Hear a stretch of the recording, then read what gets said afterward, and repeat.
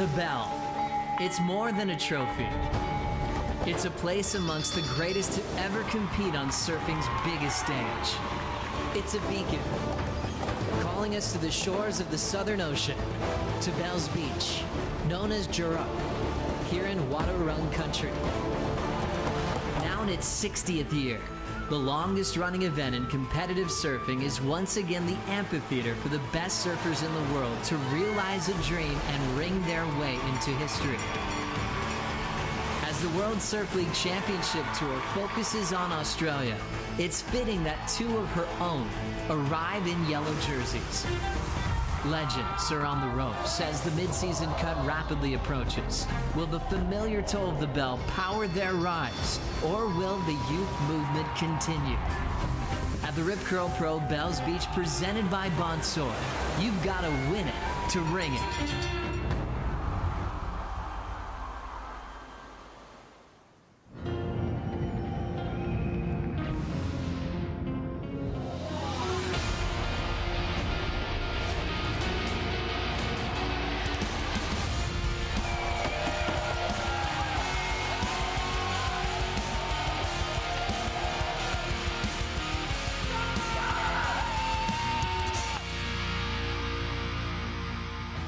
Always a beautiful sunrise. Ethan Ewing up at dark, enjoying that light. Rio Waida going through the motions with Chris Gallagher. Steph Gilmore, four-time Bells champ, loves that early morning sunrise to check out the conditions. And how about world number one, Jack Robinson? And hey, nope, Molly, you're number one, not two. That was a peace sign. Molly Picklum representing Oz, and young Katie Simmers still laughing after that win at Super Tubos. Jake Marshall checking the conditions. He'll have the pressure of the midseason cut upon him as we enjoy this sunrise on the opening day of the waiting period. Thank you so much for being with us on Dawn Patrol on the Harvey Norman host set. I'm Joe Turpel, alongside some of my best friends in the whole world, Rosie Hodge, Richie Lovett. So great to see you both. Starting with you, Rosie. I know Bells gives you a lot of good feels. How are you feeling right now? I'm just so happy to be back. I think I've spent about 14 years celebrating Easter at the Rip Curl Pro Bells, so it's just so good to be back. Yeah, it just brings back so much special energy for me. It's probably strange for you, Rich, when you're not spending an Easter weekend here at Bells Beach. Absolutely. It's, you know, Bells and Easter, they go hand in hand, and I've been coming down here for a little while longer than you, Rosie, 30-odd years. So, but it is a special place, and as you said, there is an energy to this place, and that's why we love it, and let's go. Well, it's opening day of the waiting period. Will it be opening day for competition? Let's get right to the Oakberry call with Laura Enever and Jessie Miley-Dyer. Yes, guys, welcome. Bells and Easter, a match made in heaven. We are so excited to be here. Jessie, what is the call today? We're here at Winky, but let us know what's going on. Yeah, so we've come down here to Winky to make the call for today based on, you know, what we've been looking at the forecast.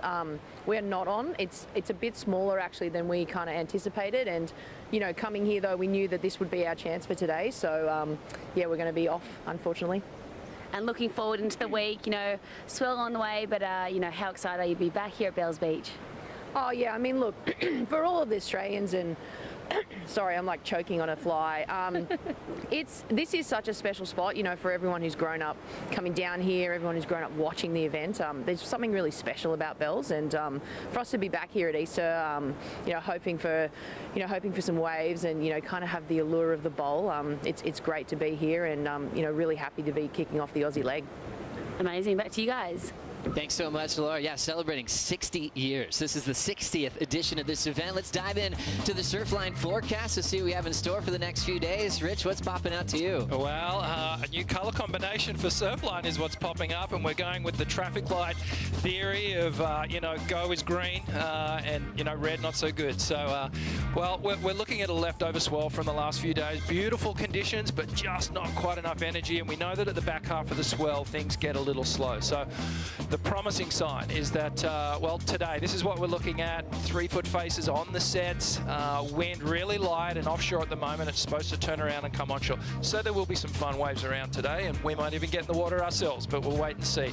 Looking ahead, though, there is promising signs. I feel like Thursday, Friday is a good chance for us. The swell kicks a little bit. Winds are going to be onshore for the most part, but that's okay for Bells. Super rippable, really high performance stuff. And then the better news is that right towards the end of the waiting period, the swell is looking really solid. So promising signs. We'll keep an eye on that.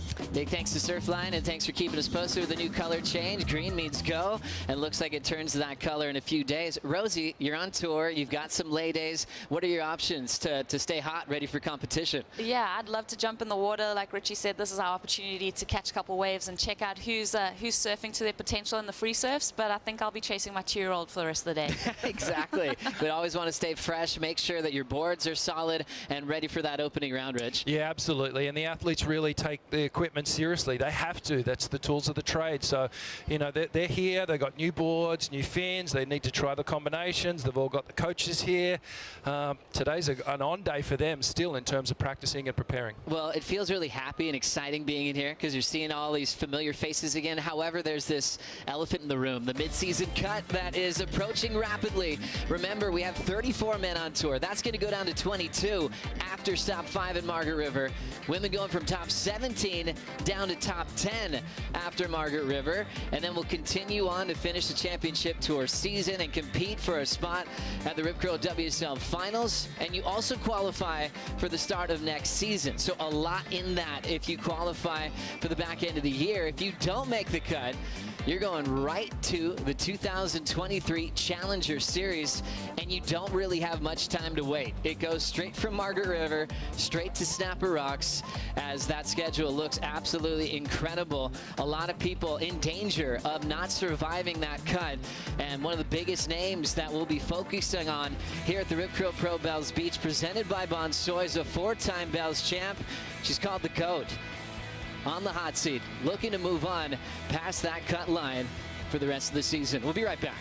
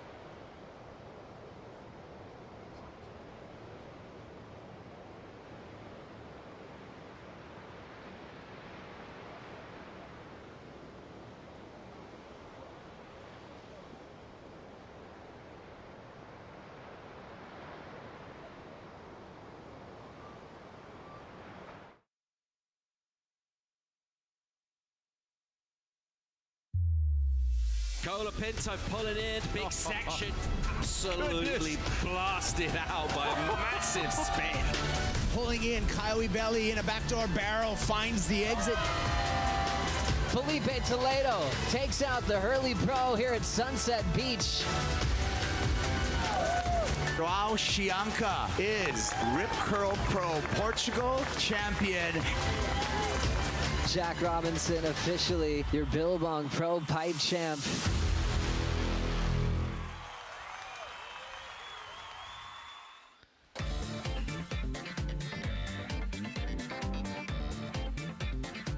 Nice look at the current Final Five picture. And just to add to that, Robinson, Chianca, Toledo, Ibelli, and Colapinto have officially made the cut.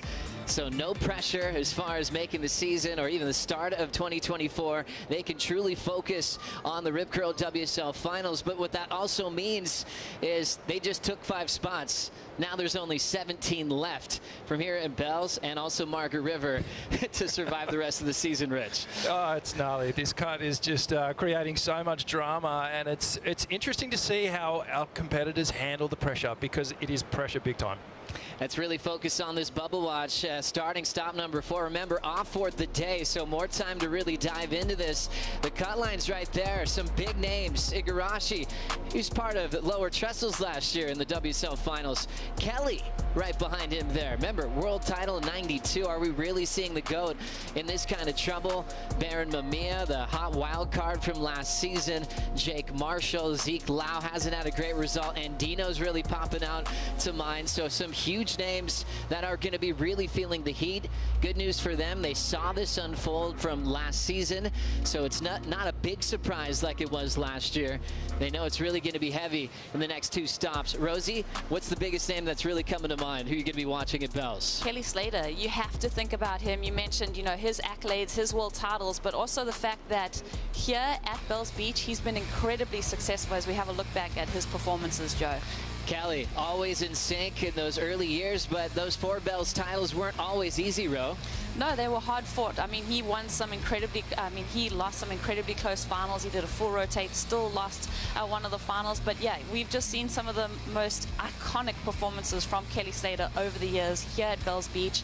I think drawing on that experience and that kind of motivation to make that cut line, we're going to see special things from him. Kelly Slater, a 4-time Bells champ, equal with Mark Richards and Mick Fanning. That's the record. He's the one man that has a chance to hold it to his own if he get a 5th title this year. If he would do that, then maybe he could achieve qualification past the midseason cut.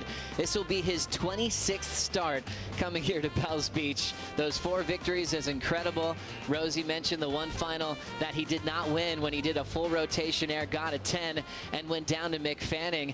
It's almost too emotional to really dive into that too much. If we really could seeing the GOAT move on from full-time competition, not something that we've ever really wanted to focus on.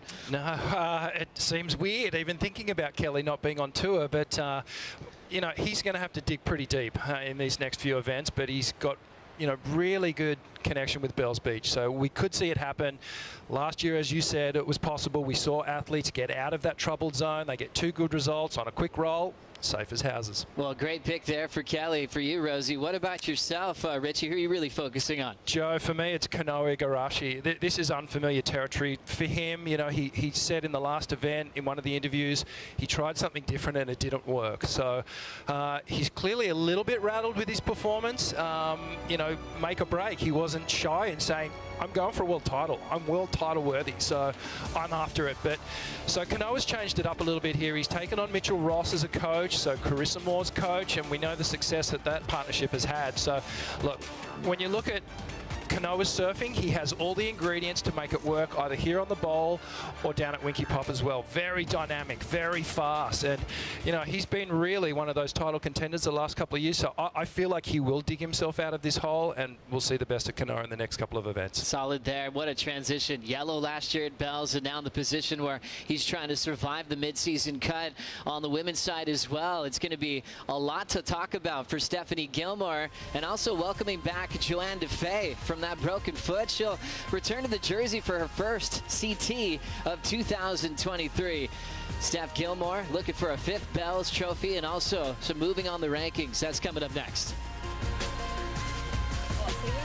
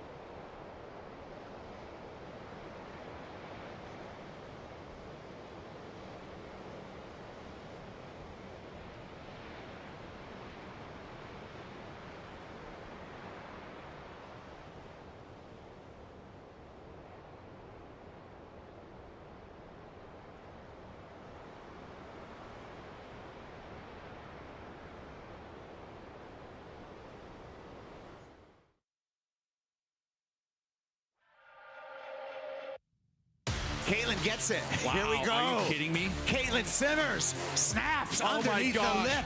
Caitlin Simmers turns it in the final 10 seconds. What kind of confidence do you have going into that next round? I don't know. I hope that we get super tuned.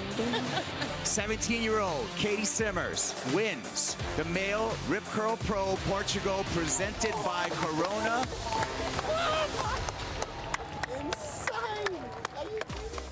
What a moment for 17-year-old Katie Simmers from Oceanside, California. She's in the car park there, having a chat with Coach Tommy Whitaker and just enjoying her time, living her dream on tour. On the press conference, she was just looking at the chocolate Easter bunny in front of her. She's so cruisy, but look at her position. Sitting at number 2 in the world, equal with Carissa Moore, heading into stop number 4 of the season. That was crucial for Katie as well. She moved up 7 spots to feel a bit safer for the midseason cut. We haven't qualified anybody on the women's side yet for that midseason qualification, but we've got such a youth movement on that top end of the draw, which is really fun to see this year, Rich. It is. It's really fun. And on the flip side, we're seeing some of our favorites, some of our, real big champions on the women's tour down below that cut line, which is pretty gnarly. And when you look behind that cut line, who really stands out to you? Someone who could do some damage here at Bells Beach. Absolutely. Well, it's the 8-time world champion, Stephanie Gilmore. Of course, I can't believe she's in the same position as she was last year. But the good news is that she dug herself out of it, and Steph and Bells go together like peanut butter and jelly, I guess, and Vegemite and toast. It's one of the, her surfing is just so suited to this wave, whether we're at Bells, whether we're down at Winky Pop. And, she obviously would be thinking, I'm the champ, I can't fall off tour here. I have to make the cut. But that's a dangerous place to go mentally because that adds pressure. So we will see Steph in her finest form here mentally and physically. And you can tell she's serious. We checked her out this morning and she's got the game face on. Certainly does. A rookie in 2007, won a world title that year. She still has that record blazed across the world. 4 straight titles. Now an 8 defending world champ from last season. Under pressure last year, she looked like she had wobbly legs in a heat. Thinking about the cut, she was in this position last year and then just survived at Margaret River. This year I feel like she does have more confidence. She's experienced it before and she's still the reigning world champ. But you think about these eras we've had here at this contest, from Steph Gilmore getting her 4 bells, and also the multiple time champions, looking at Sally Fitzgibbons and her run out here. That's been incredible to watch as she was able to go back to back. Carissa had her run a few in a row, and then Courtney Conlog's special connection. Courtney didn't win in 2018 because she was injured, came back and got it in 2019. Continuing on with the thought of who's dangerous beyond the midseason cut, who are you thinking, Rosie? Courtney Conlog. I mean, she's below that cut line. She had so much great success in Portugal. She's got the momentum coming into Bells. She's got 3 Bells trophies at home. So, you got to be thinking about Courtney flipping the script on her season and getting into that top 5 picture and really starting to surf to that potential that she's known for. But to have a special connection with Bells Beach is just incredible. You can rely on that experience. You can rely on those big moments in the pressure situation that you're going to dig deep and find something to display.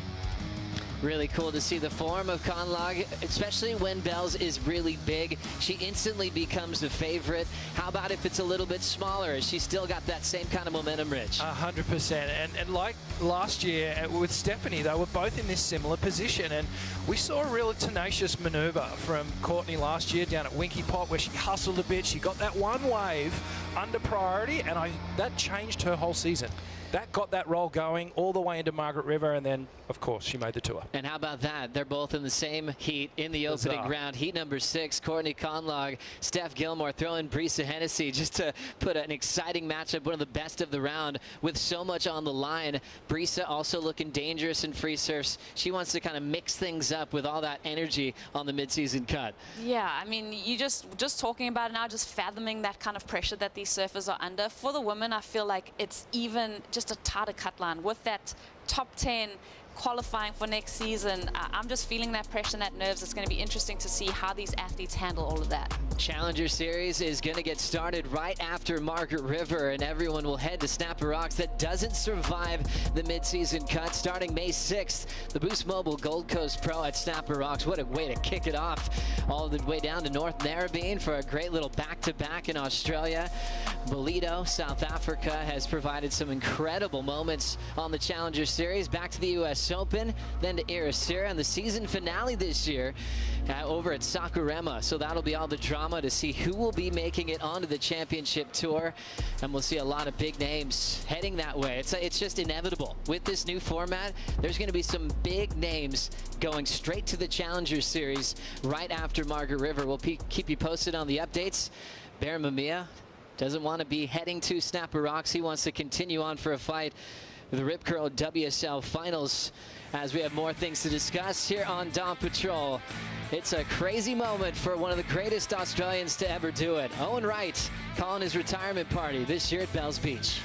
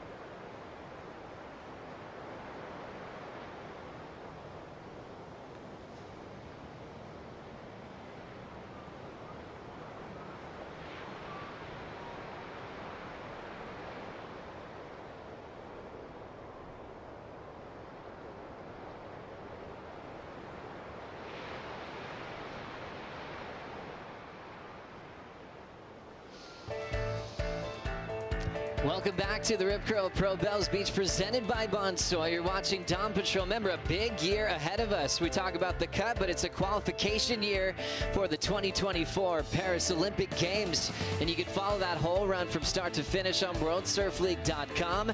Remember, the second inclusion for surfing being in the Olympics, and one man from Australia clinched a bronze medal. His name, Owen Wright, 6'3". He's got a bigger wingspan than Michael Phelps. Had the the most elated look on his face when he was able to achieve bronze for his country.